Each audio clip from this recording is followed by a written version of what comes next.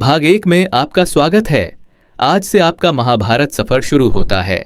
यह कहानी केवल युद्ध की नहीं, बल्कि धर्म, परिवार, त्याग, राजनीति, प्रेम, छल और कर्म की सबसे महान गाथा है। चलिए शुरुआत करते हैं हस्तिनापुर से, वह नगर जहां महाभारत की नींव रखी गई। हस्तिनापुर चंद्रवंश की राजधानी थी। राजा शांतनु के शासन में यह राज्य वैभव, न्याय और धर्म के लिए प्रसिद्ध था।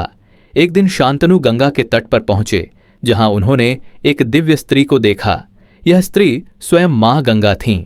दोनों का विवाह एक शर्त पर हुआ कि राजा कभी भी गंगा के किसी निर्णय पर सवाल नहीं उठाएंगे।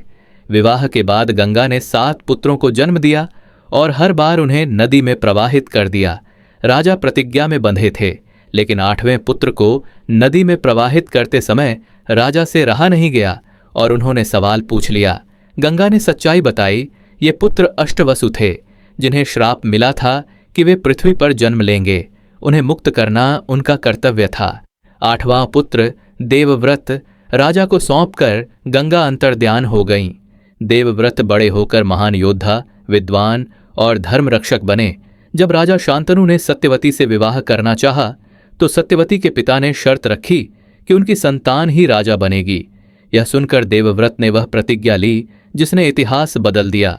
मैं आजीवन ब्रह्मचर्य का पालन करूंगा और सिंहासन पर सत्यवती की संतान ही बैठेगी। इसी भीषण प्रतिज्ञा के कारण उनका नाम भीष्म पड़ा। देवताओं ने उन्हें इच्छा मृत्यु का वरदान दिया। सत्यवती और शांतनु के 2 पुत्र हुए, चित्रांगद और विचित्रवीर्य। चित्रांगद युद्ध में गंधर्वों द्वारा मारे गए और विचित्रवीर्य भी निःसंतान ही रोग से मृत्यु को प्राप्त हुए। अब वंश चलाने का संकट आया। तब सत्यवती ने अपने पुत्र व्यास को बुलाया और नियोग द्वारा वंश बढ़ाने का आग्रह किया। नियोग के दौरान अंबिका भय से आंखें बंद कर बैठीं, जिससे धृतराष्ट्र का जन्म अंधे रूप में हुआ। अंबालिका का चेहरा पीला पड़ गया, जिससे पांडु कमजोर रूप में जन्मे।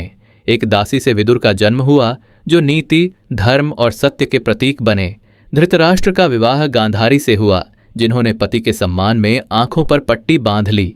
उनके 100 पुत्र हुए, जिन्हें कौरव कहा गया, जिनमें सबसे बड़ा दुर्योधन था। पांडु की पत्नियां थीं कुंती और माद्री। कुंती ने देव आह्वान मंत्र से युधिष्ठिर, भीम और अर्जुन को जन्म दिया। माद्री से नकुल और सहदेव का जन्म हुआ। ये 5 पांडव कहलाए। यहीं से परिवार के भीतर ही सत्ता, द्वेष और नियति की प्रतिस्पर्धा की शुरुआत हुई, जिसने आगे चलकर पूरे भारतवर्ष का सबसे बड़ा युद्ध जन्म दिया।